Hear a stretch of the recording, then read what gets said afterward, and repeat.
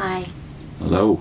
In the last segment, we got to our visit from our Bible study, my Bible study, Steve, who came in one day well on his way to baptism, already going out in field service, and said that he'd been reading Rutherford's books, trying to gear up on the history of the Watchtower, and had stumbled and even called, in the presence of my wife, JF Rutherford, was called a maniac, and she reacted I think very... he said that he spits venom on every page.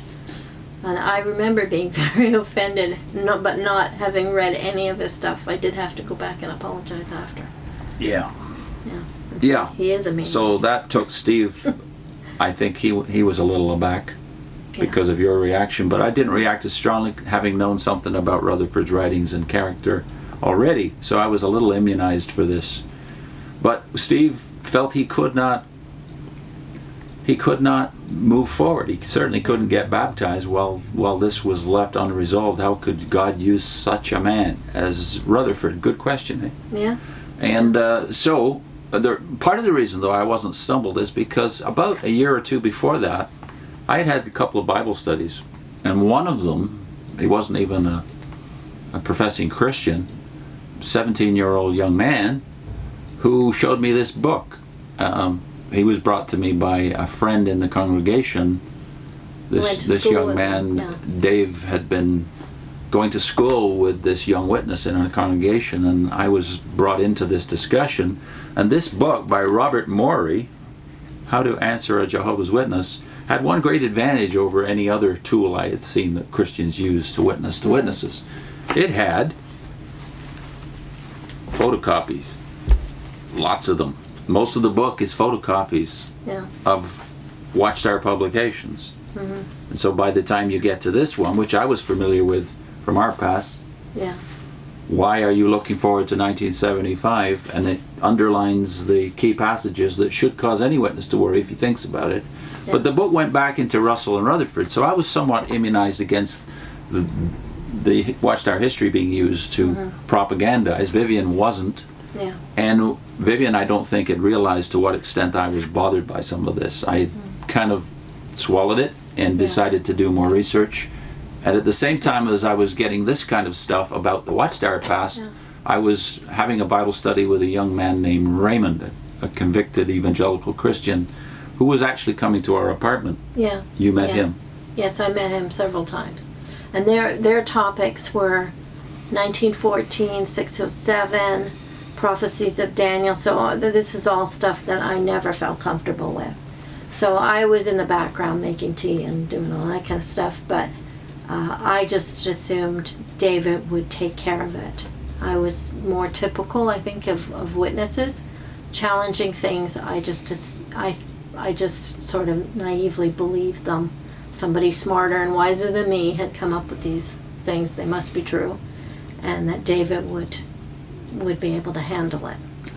But the way Raymond approached these prophecies, many of which I'd had quite an acquaintance with before, because I'd actually talked to several Christians about these very prophecies.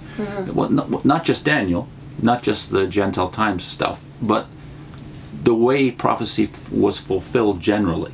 Yeah. So what Raymond was insisting upon was that prophecy is best understood when taken at face value, unless you have strong reason not to.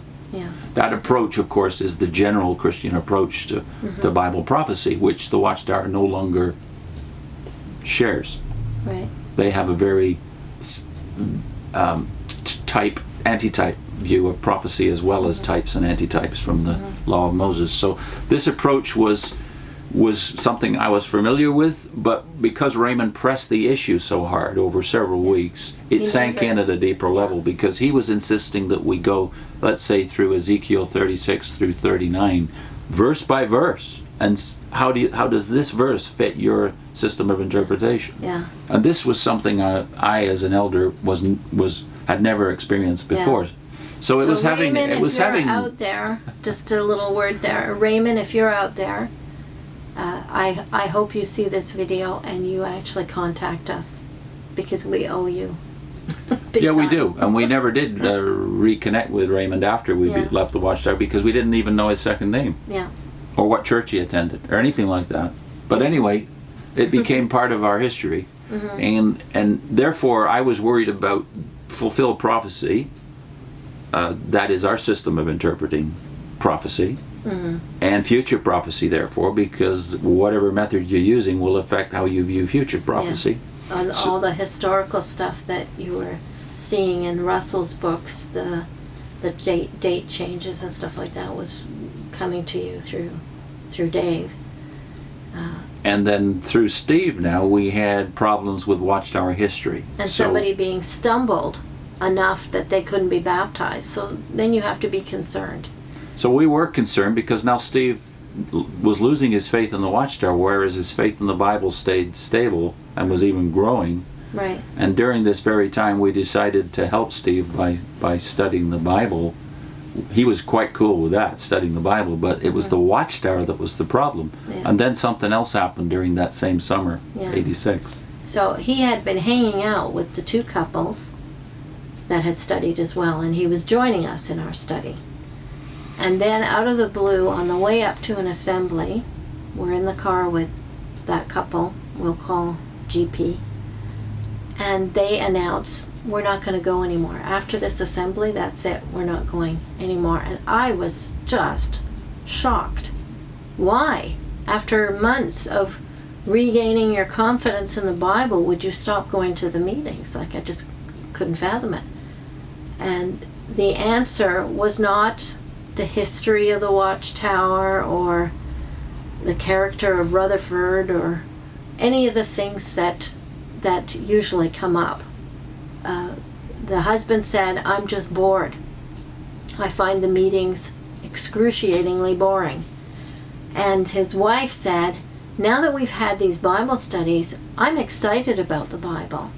And I'm realizing that the Bible has a lot more to offer than I'm getting at the Watchtower. And it was far richer than she expected it to be. Yes, yes. So she had strong faith in the Bible, but her faith in the Watchtower as representative of what God wants us to learn had been severely shaken. So they didn't want to go anymore. But they did want to continue the Bible study. So we did decide, well, we'll carry that on with Steve coming along as well. And we'll study the Bible in chronological order, was what we decided. So at this point then, we'll call them GPS to better direct the conversation. GPS are not coming to the meetings anymore, which was a real disappointment to us, but we're still going, and our faith is still strong. All of our faith is still strong in the Bible itself. Right. And as we study together, starting with Genesis, we find our faith is getting stronger. Yeah. But the study now starts to bring up some issues that we hadn't really thought. In other words, unexpected developments. As we went along, we started to notice things in Genesis that we didn't expect to find out. Yes. And so in the next segment, we'll start into that subject.